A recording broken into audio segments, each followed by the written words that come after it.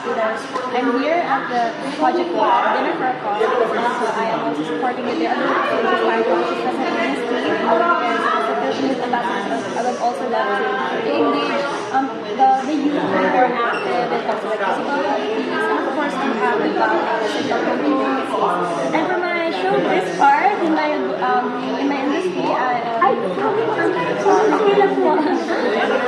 for my project, Pamilya Sagrado, and I just had my first movie. It was being shown nationwide. I am shooting a new project. I can say if it's a movie or a teleserye.